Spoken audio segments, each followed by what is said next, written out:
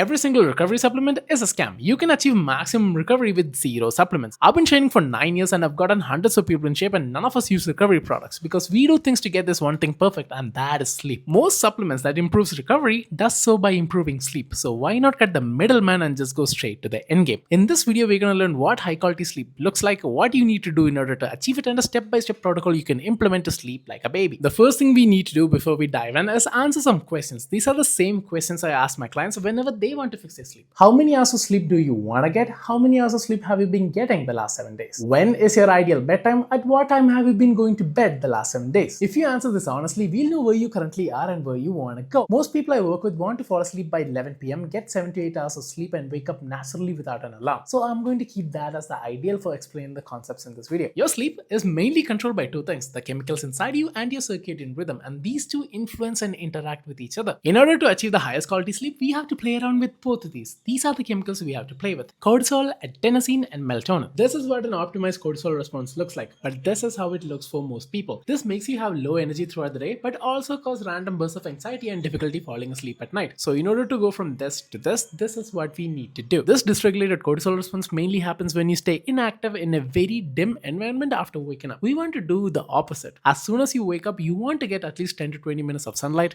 and immediately after do some sort of activity that gets your heart rate up. This can be a 10-minute walk or run listening to a podcast, or just jumping around in your balcony. Doing this will regulate your cortisol response. You will have one big pulse of cortisol that happens earlier on in the day, like a rising tide, making you alert and energetic, but also decrease towards the evening, making you calmer and ready to rest. I wake up, come to my balcony, do some pull-ups, sit here and have some coffee. This practically makes me feel invincible. Speaking of coffee, it brings me to my next chemical, this blue stuff called adenosine. It basically makes you feel tired and sleepy. More adenosine, more sleepy; less adenosine, less sleepy. When you wake up, you have zero adenosine in your body, but as the day goes on, adenosine increases, getting you ready to go to sleep. But we drink this brown thing called coffee. Coffee has caffeine. Caffeine gives you energy by blocking the effect of adenosine. This is not a bad thing if you do it at the right time. However, most people mess up their sleep by drinking coffee or energy drinks in the evening. Caffeine has a 5-hour half-life. It will still be in your system blocking adenosine, making you harder to fall asleep. So this is what I recommend. If you want to fall asleep by 11 p.m., you will be fine drinking coffee until 2 p.m. But after that, I'll be careful. I personally drink one gigantic cup of coffee in the morning, and that's it. I cut it off. But the MVP of sleep is this yellow stuff called melatonin. Most people royally screw this up. If you have trouble falling asleep after getting into bed, you're probably getting this wrong. Your body secretes melatonin only in the evening when it starts getting dark. Being in a dark environment is what triggers melatonin. However, we now have screens and lights that disrupt the shit out of melatonin release. Just being in a bright environment at night is enough to reduce melatonin production. So if you want to fall asleep by 11 p.m., this is what I recommend you do. Turn off all bright lights and ideally use warm yellow lights.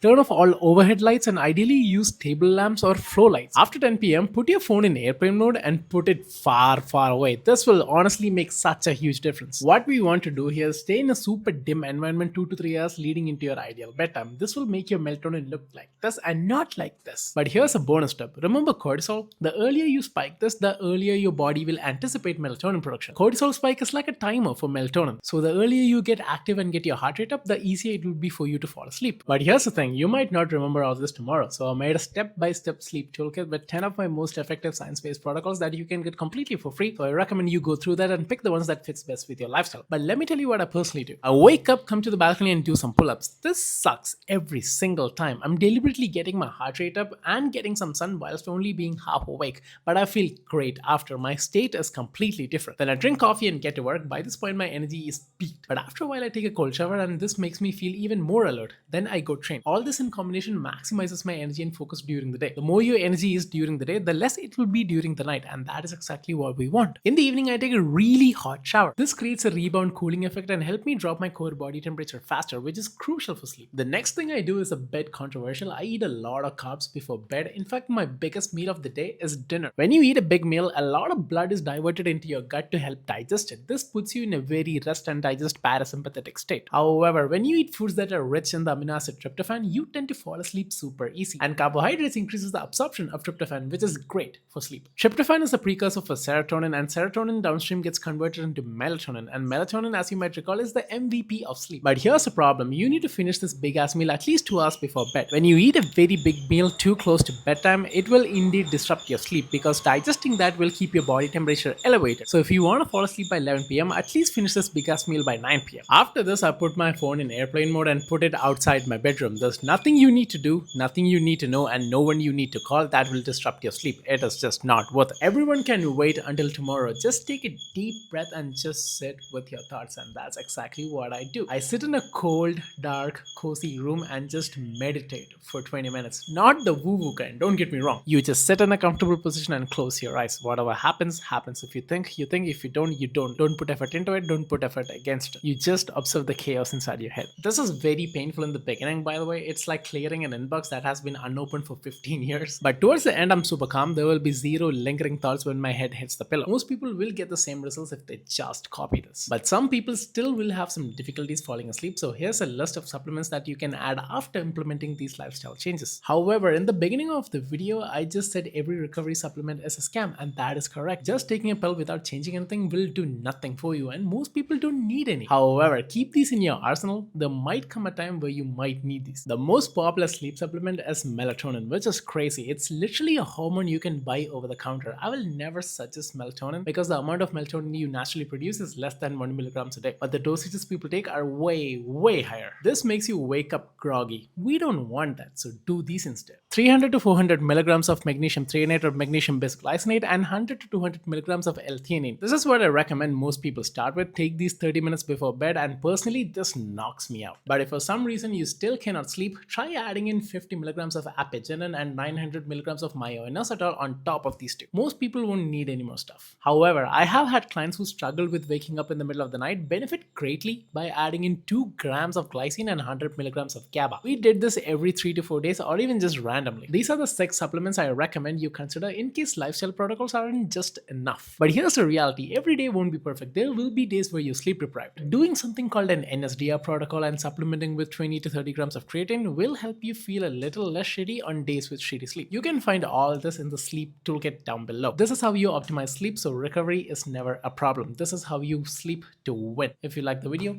hit the subscribe button and I'll see you in the next one.